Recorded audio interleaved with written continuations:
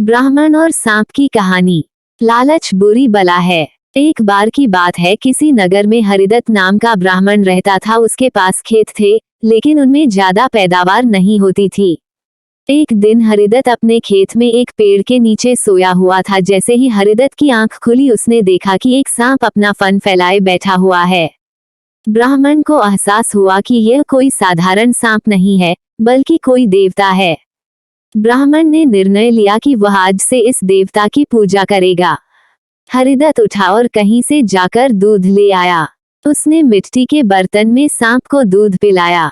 दूध पिलाते समय हरिदत्त ने सांप से क्षमा मांगते हुए कहा कि ये देव, मैं आज तक आपको साधारण सांप समझता रहा, मुझे माफ कर दीजिए। अपनी कृपा दृष्टि से मुझे बहुत सारा धन धान्य प्रदान करे प्रभु। ऐसा कहकर हरिदत्त अपने घर वापस आ गया। अगले दिन जब वह अपने खेत पहुंचा, तो उसने देखा कि जिस बर्तन में उसने कल सांप को दूध पिलाया था, उसमें एक सोने का सिक्का पड़ा हुआ है। हरिदत्त ने वो सिक्का उठा लिया।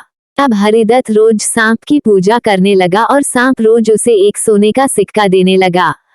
कुछ दिन बाद हरिदत्त को दूर किसी देश जाना पड़ा, तो उसने अपने बेटे से कहा कि तुम खेत में जाकर सांप देवता को दूध पिला आना।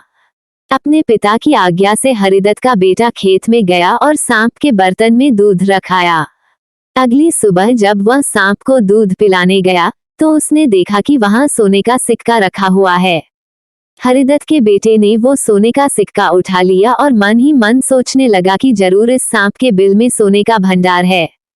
उसने सांप के बिल को खोदने का फैसला किया, लेकिन उसे सांप का बहुत डर था। हरिदत्त के बेटे ने योजना बनाई कि जैसे ही सांप दूध पीने आएगा, तो वो उसके सिर पर लाठी से वार करेगा, जिससे सांप मर जाएगा। सांप के मरने के बाद मैं तसल्ली से बिल खोदूंगा और उसमें से सोना निकालकर अमीर आदमी बन जाऊंगा। लड़के ने अगले दिन ऐसा ही किया, लेकिन जैसे ही उसने सांप के सिर पर लाठी मारी, तो वो मरा नहीं बल्कि गुस्से से भर उठा। सांप ने क्रोध में लड़के के पैर में अपने विष भरे दांतों से काटा और लड़के की उसी समय मौत हो गई। हरिदत्त जब वापस लौटा, तो उसे यह जानकर बहुत दुख हुआ। हमें इस कहानी से क्या सीख मिलता है? बच्चों, लालच का फल हमेशा बुरा होता है, इसीलिए कहते हैं कि कभी लालच नहीं करना चाहिए। हमारे पास जो भी, हमें उसी से संतोष करना चाहिए और हमेशा परिश्रम करते रहिए।